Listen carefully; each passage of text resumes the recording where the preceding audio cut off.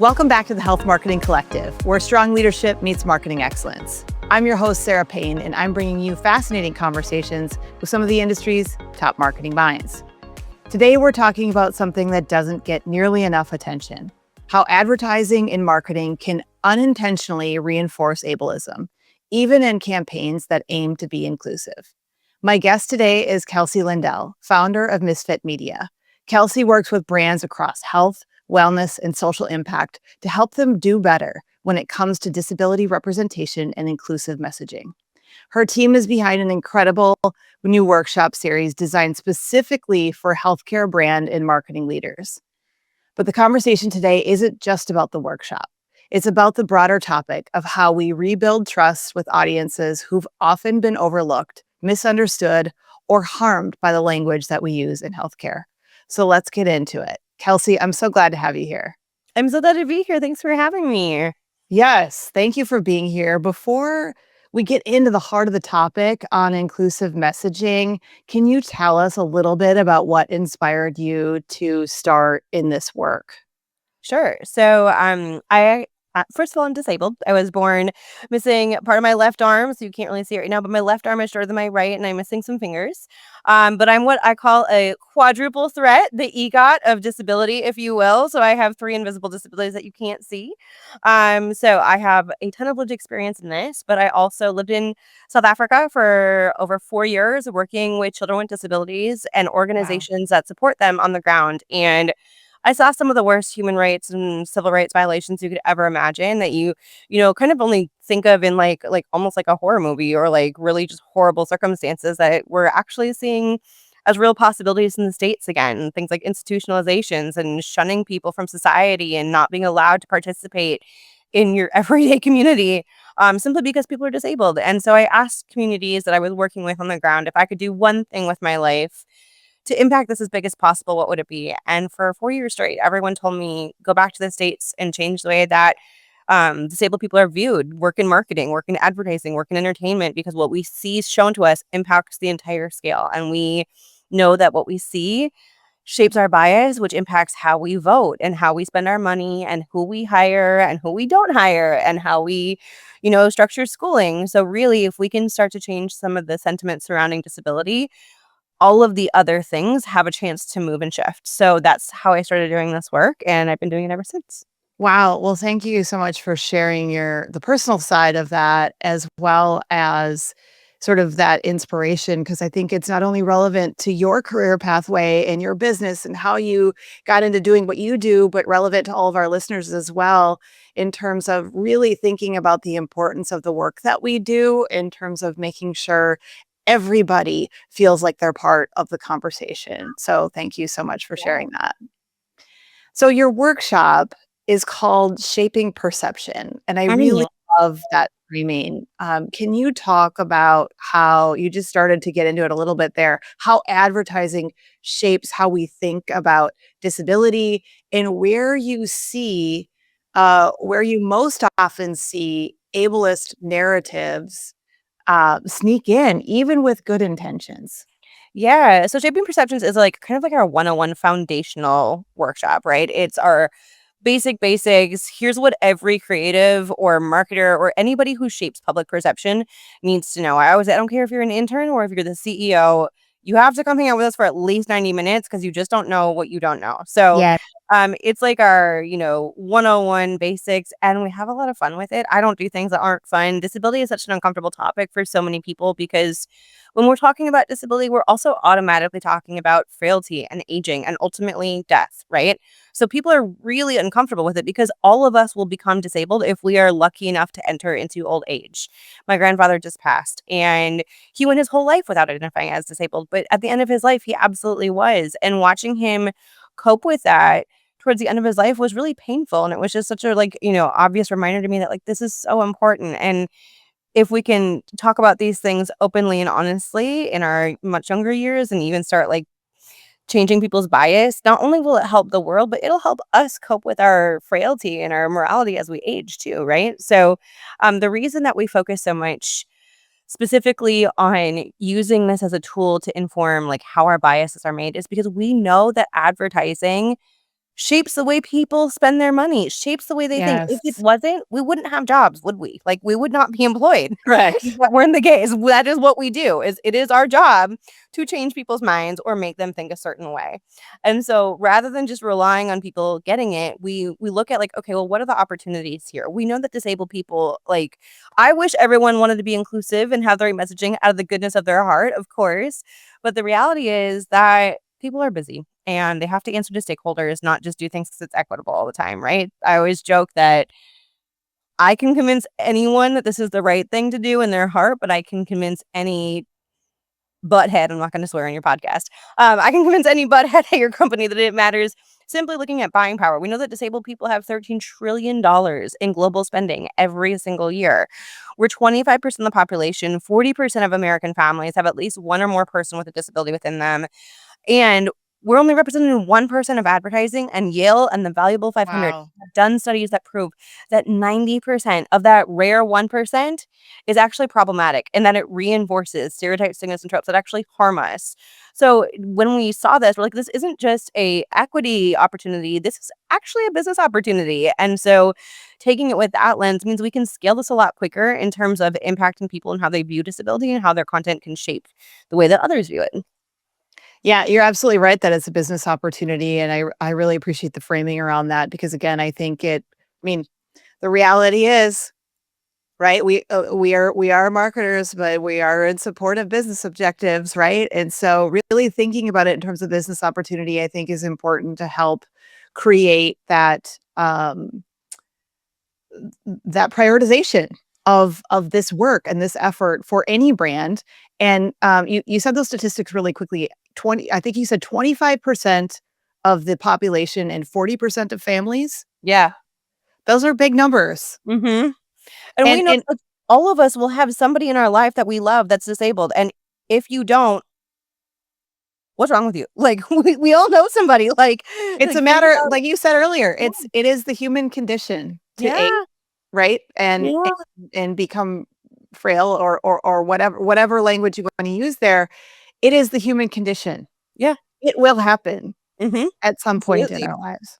Yes. Absolutely. So So coming at it from like a marketing perspective, especially when you're saying like what are some of the different like, why do we focus on problematic side whatever, or like where do we see a lot of this? Honestly, a lot of it is within healthcare. So we've got our shaping perceptions workshop coming up. And when we started thinking about how do we want to go beyond the one-on-one, we've done tons of training, foundational training with so many creatives. How do we want to dive deeper? We started to look at industry niches because what an automotive company needs to know for how they could market their cars is going to be super different than what a pharmaceutical company needs to know, which is going to be yes, very yeah. different than what a CPG company needs to know. And so when we're looking at all of these, we're going to focus on all of them. But I knew healthcare had to be first. When I was younger, I had 11 surgeries before I was 6 years old, and I was out of hospitals all the time. And I still am out of hospitals all the time for my other chronic health conditions. Like, medical ableism is so real and it's actually so pervasive that there's an entire framework that's been around for over 30 years that I did not create to describe how the medical industry treats people with disabilities. So we knew that especially between that, my lived experience, and what we see happening in the news with RFK blaming vaccines and all of these other pseudoscience things on causing autism, it's just such an important conversation because disabled people are being dehumanized in the news right now through our politicians and really through the medical system. So it's really important to have this conversation. Yeah, the timing is, I agree, really important given a lot of change that's happening sort of in the national discourse. Are there specific language traps or visual tropes that brands and marketers should be mindful of and may not even be aware of? Yeah, sure. So, I mean, the number one question I get asked doesn't matter if it is that intern or that CEO. The number one question I get asked is, how do I respectfully refer to people with disabilities? And we have an entire 90-minute separate training on this because it is so nuanced. But there's a Yeah. few things that we can give you like bullet points to start you off. There's two kind of like approved language frameworks, right? Which is either identity first, so disabled person, or person first, person with a disability. And there's two different thought camps that go with each. So person with a disability a lot of people use this. You're gonna hear this more in like the media, corporate language, definitely in the medical field, more likely to hear this sort of framing. Because for so long and still today, people view disability as a bad thing. So there are a lot of people with disabilities who would prefer to identify that way. I'm a person first who happens to have this disability. My disability doesn't necessarily define me. I'm me first, and I happen to have this. Okay, no problem. The other one is identity first. So that's disabled person. And that you're going to see more in like the progressive spaces, the activism spaces. It's more commonly used in the UK, which is actually way more progressive than the US in terms of disability acceptance.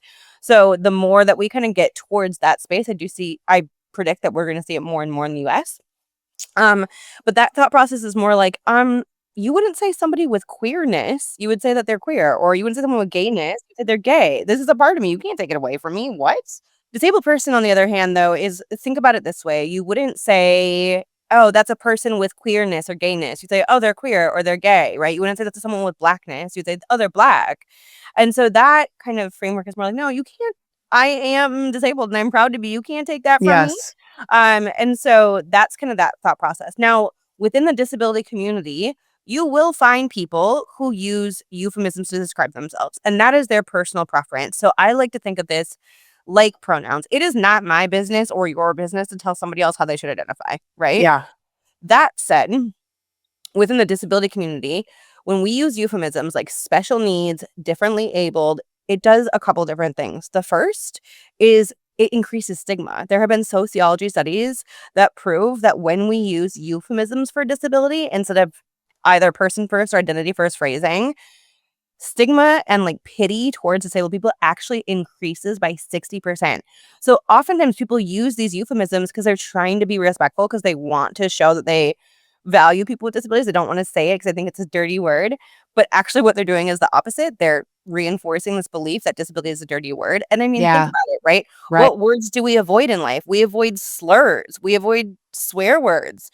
When we avoid terms like disability, it kind of puts that on that same level. Like blonde is just a hair color unless you believe blondes are dumb, right? So like that's not a slur. It's only Yes. a slur if you're using it in that way. And so helping people kind of like come to terms with that and understand that. And then the other thing is you're just ignoring the requests of the disability community. The disability community for over 50 years has come together and said, please use the term disability either in person first or identity first phrasing. Now, again, that doesn't mean I always prep my clients on this.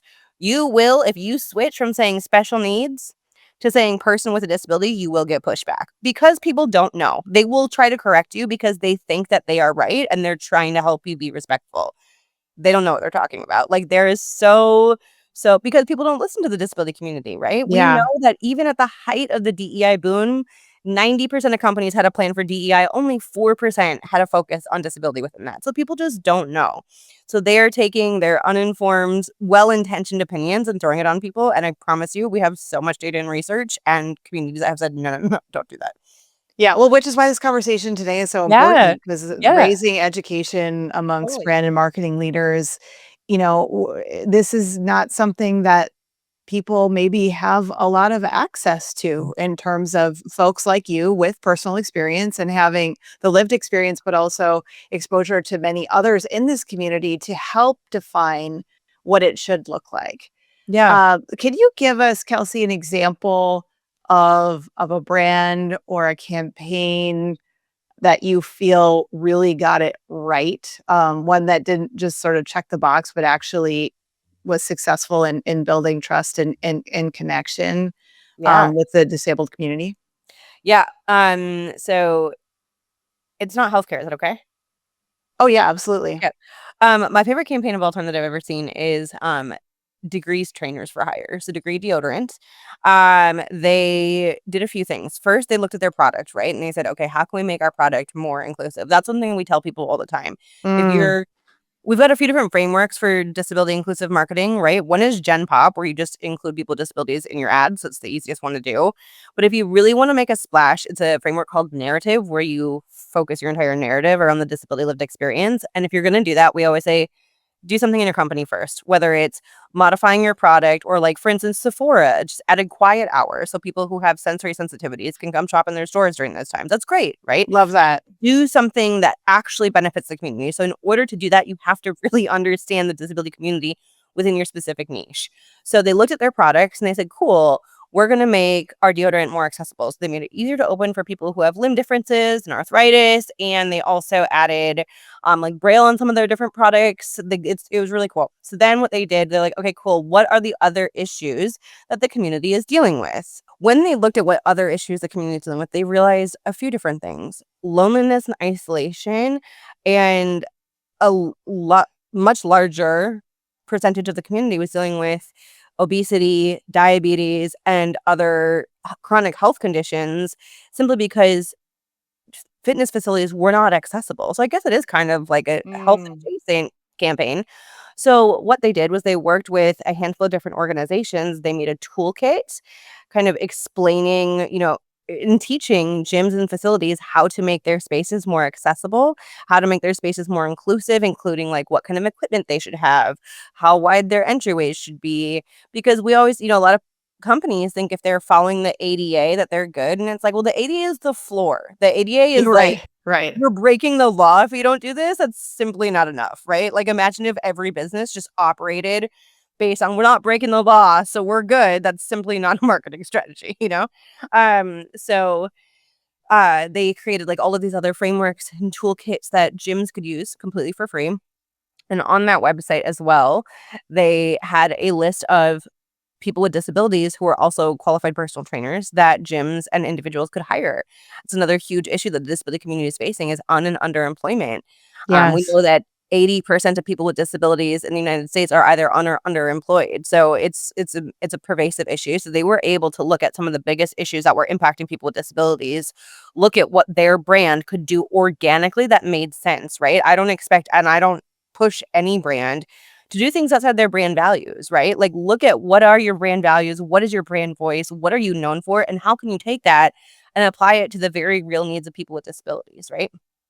So they did that, and then they had beautiful creative. So the beautiful creative is like the cherry on top, right? It's what went out externally that got them lots of awards and got them lots of people to sign on.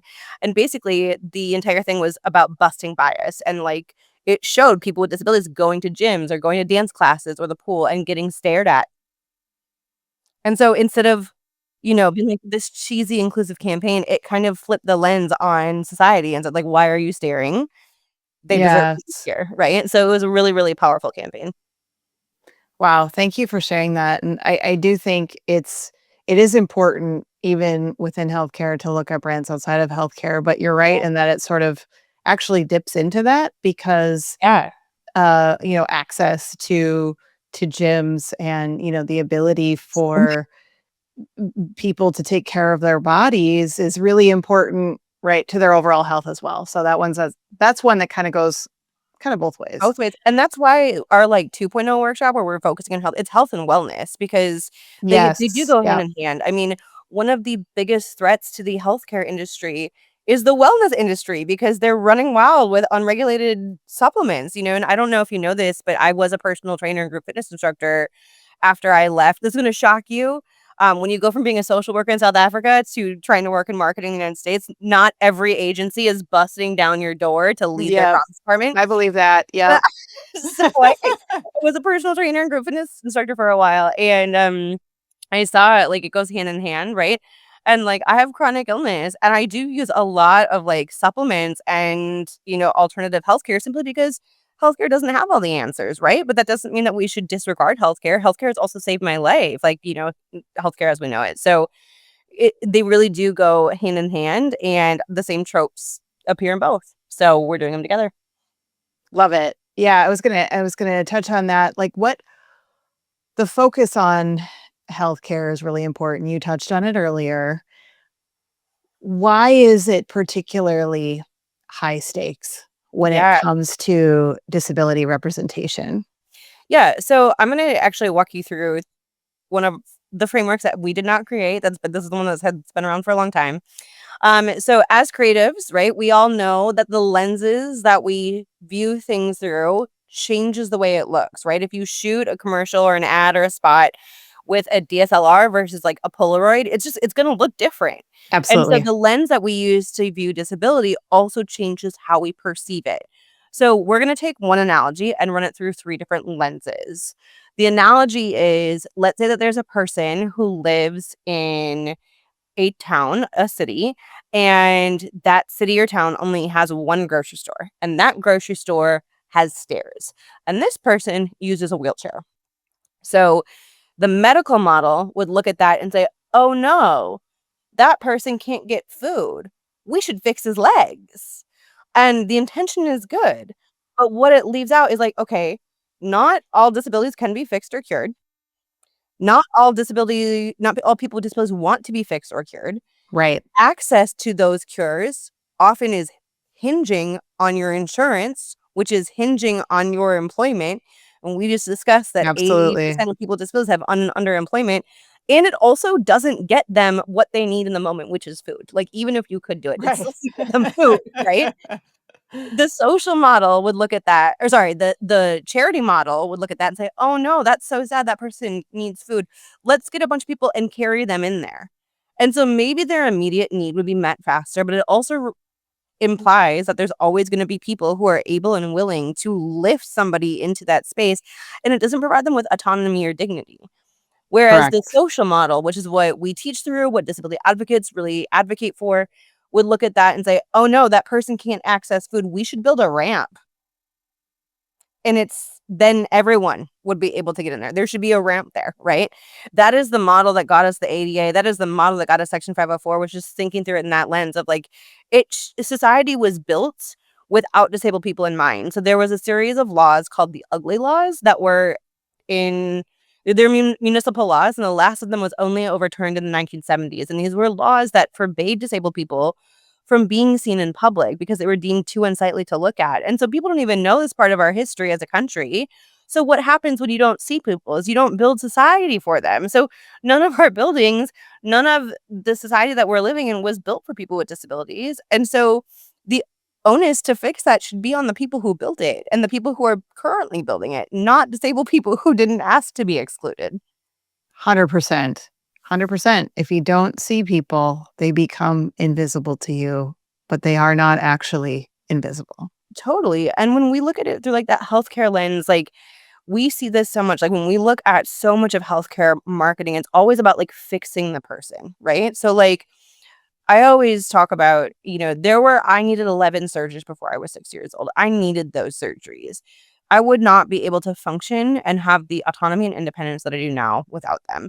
That is something that the social model could not provide for me. That was a medical need.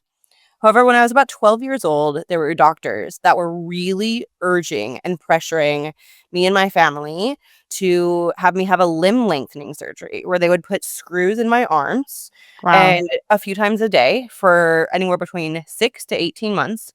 They would do a quarter turn on the screws. We'd have to do it at home, and it would break my arm if I had Oh done my gosh. so that it could be as long as my other arm. It wouldn't have given me more fingers. It wouldn't have given me more autonomy. And the doctors that suggested this were not suggesting it because they were monsters. They were suggesting it because they were viewing disability through the medical lens. And they were saying, like, let's fix her. Let's make her more easier to look at. And all it was going to do is going to make other people around me more comfortable looking at me. It wouldn't have helped me at all. And it would have cost my parents a lot of money, and it would have cost me a lot of pain Hey. that I didn't need to go through. So like, that's on a personal level, right? Is like, that doctor really meant well, but they really should not have been pressuring a 12-year-old to make that decision. And I said no, which I'm very glad about. Freedom. Yeah. But when we look at that, like, we see this kind of language all of the time, right? Like, when women are in their doctor's office and they find out that their baby that they're pregnant with is gonna have Down syndrome, they are told, "I'm so sorry," or, "Oh, it'll be okay, there's resources." It's all, like, pity focused, not equity focused. Like, there still is this, like, nature of, "Oh, So that's sad, we can fix it," or, "Oh, that's sad, here's how we'll just deal with that," not like, "Oh, this is a normal part of human diversity. Don't be afraid. Here are the things that we can do." You know what I mean? Like, there's just, like, doctors don't even know that. And when we look at, like, drugs or miracle cures or even, like, things like vaccines, right? One thing that was really, really frustrating throughout the whole COVID epidemic was when people would say they didn't want to have a vaccine or they didn't want to vaccinate their kids or anything like that. It got so much hysteria in 2020 because they were afraid of autism. And there are no accredited studies that prove that vaccines cause autism. There's none. yeah. There's none. And people are so afraid of autism that they would actually forego life-saving vaccines that are completely harmless because they're that afraid of autism because of the way that the medical world has portrayed autism as this horrible thing, that they would rather risk their lives or their children's lives, right? We're seeing measles outbreaks all over the place because they'd rather risk their kid's life than, let's say it did have like a tiny chance of causing autism, which it doesn't. They still would rather risk death for their kid than risk disability. So it's just like you see it in our culture all of the time simply because of the way that the medical world positions disability. And I feel Right. for Rather than focusing, how do we create a world that is friendlier from a neurodivergent yes. standpoint? How do we meet our neurodivergent colleagues, friends, family members where Yep. they're at and create a welcoming, safe environment for them to thrive versus the fear, the avoidance, to your point, all along here in the conversation. Yeah, such a Yeah. great point. And I think, you know, a lot of brands, health brands in particular, will focus on empowering language. Things like "You've got this," "Take control of your health." And I've heard in my work that that language doesn't always work, can sometimes backfire Yeah. with disabled or chronically ill audiences. And this includes, by the way, people who have been diagnosed with cancer, right? And they don't love being told you've got this or, you're a fighter, because sometimes they're like, well, like, what if I don't feel strong right now? Mhm. Or what if I'm having a moment of weakness? Because I will, because this is incredibly difficult. Don't just say that, right? Because then I feel like I am weak or I'm lesser than if I'm not in that moment feeling like the fighter. Totally. I know one of there was this commercial from Lilly, and it was so good. It was so good because it was talking about basically they were positioning themselves. It was so good until the end. They were positioning themselves as like your ally in your fight, basically being like, "We know this sucks. We're fighting with you," which is such smart messaging. Oh my gosh, as somebody who is bedbound for 2 years from chronic pain, like, I did not wanna hear, "You'll get better." Like, oh, like, the Yeah. when people would tell me, I knew they meant well, but when they'd say, "Feel better," I wanna be like, "Kiss my butt?" Like, what? Right. Like, I genuinely wake up every day hoping to die. Like, that was how much pain I was in. I was like, Wow. okay, amazing." And you don't say that to your mother-in-law, but, like, it's what you think. And so when a brain's gonna come at you, you're like, you clearly don't understand what I'm dealing with, right? So, like, let's say one of those commercials was a drug that could actually help me. If they were like, "Feel better," I would be like, "You clearly don't get it," and I would not even be open to trying it, you know? Like, I would not go and ask my doctor about that drug. But when this Lilly commercial, it was really cool because it was, like, positioning themselves as the ally, and they killed it in the final frame, and they said, like, basically, curing diseases since blah, blah, blah, and I was like, "Are you kidding me? Are you kidding me?" It was so close to being, like, a no notes example of, like, what brands should do, and then it was that, so Interesting. yeah.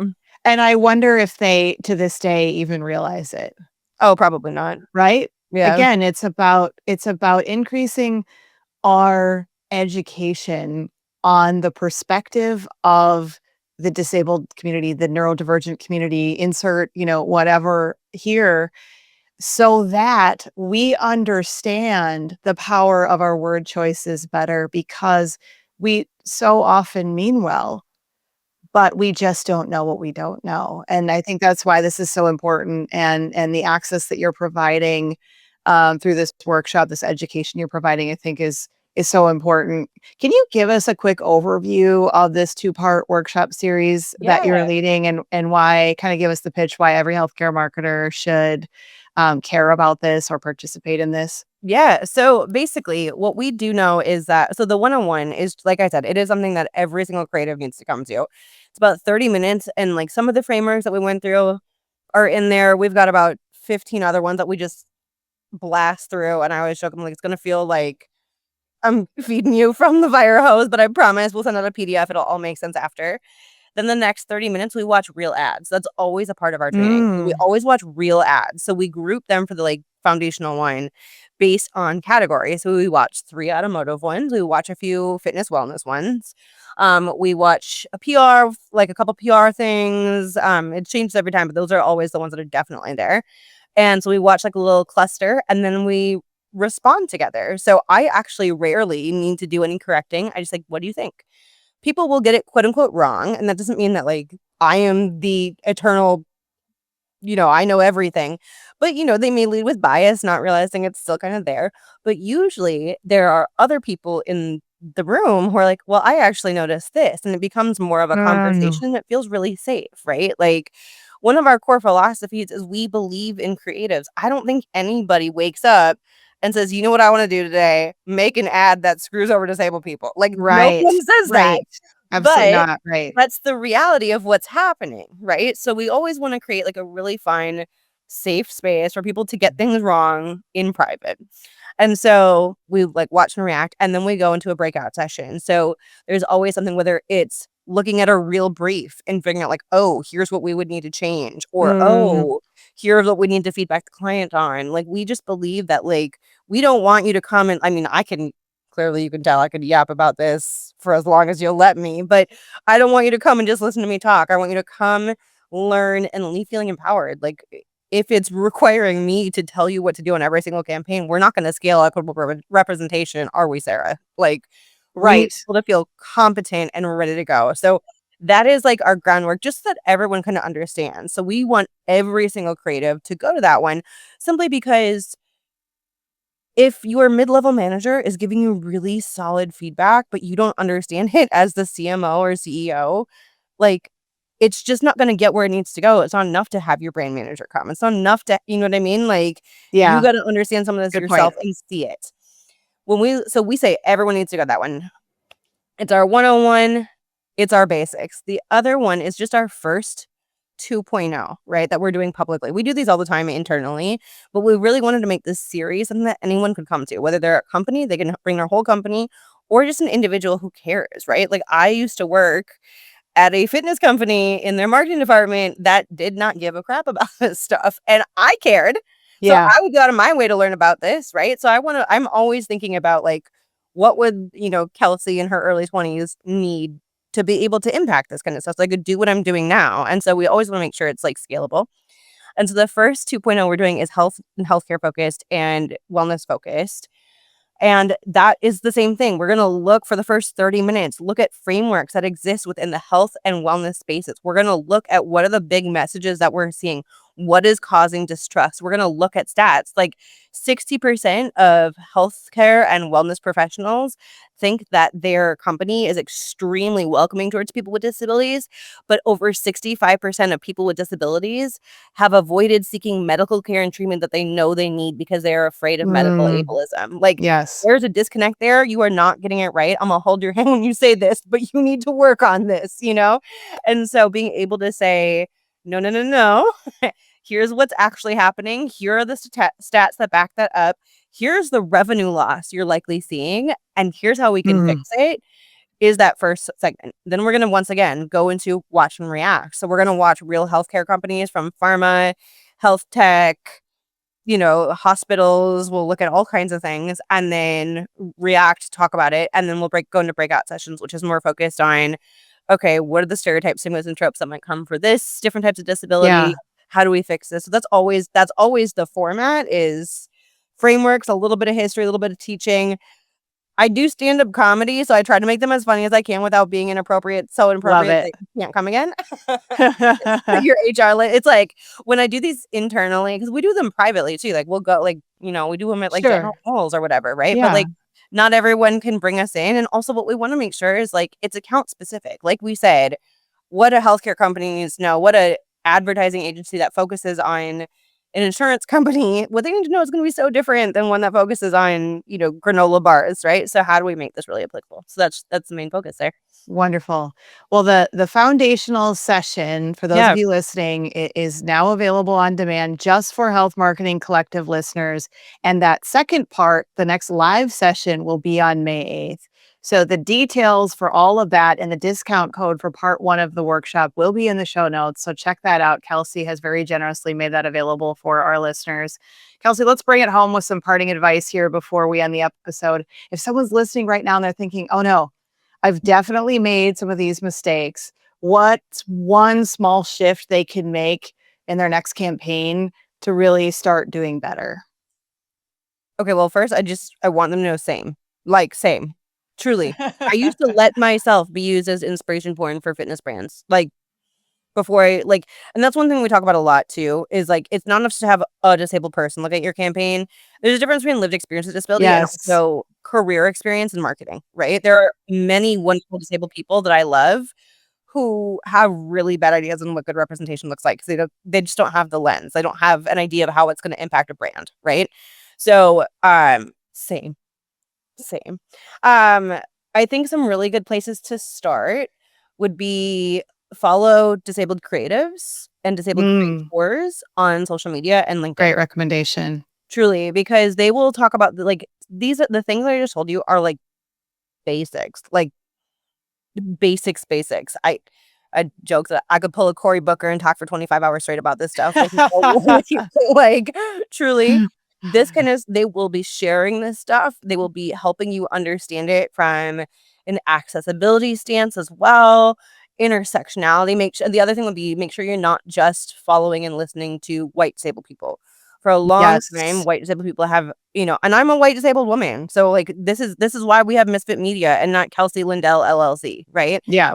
Yeah. Intersectionality is super important because especially when we're talking about healthcare, we know that medical racism exists and we know that medical ableism exists. So if somebody's experiencing both, we need to be able to, as marketers and people with souls, understand how those layer and how we can use our privilege to combat that, right? So make sure that you're not just 100%. listening to white disabled creatives or white disabled creators. Also make sure it's intersectional. Crutches and Spice is fantastic. I can send you a list if that would be helpful after this. Yeah, we could put those in the show notes too. Yeah, those are great, great recommendations. Well, like you said, we really could talk about this all day long. Yeah, sorry, I'm a yap Um, queen. no, great. I just thank you so much for the work that you're doing and the education that you're sharing, and for making this available to our listeners. So again, for everyone listening, you can get that on-demand access to Kelsey's Shaping Perception workshop now. Check out the show notes, and you have the opportunity to join her live for the Rebuilding Trust in Health messaging on May 8th. So again, Yeah. the link and the discount code are going to be in the show notes. Be sure to check that out. Thanks everyone for tuning in today to the Health Marketing Collective, where strong leadership meets marketing excellence, because the future of healthcare depends on it. Thanks, Kelsey. Thank you. All right, everybody. We'll see you next time.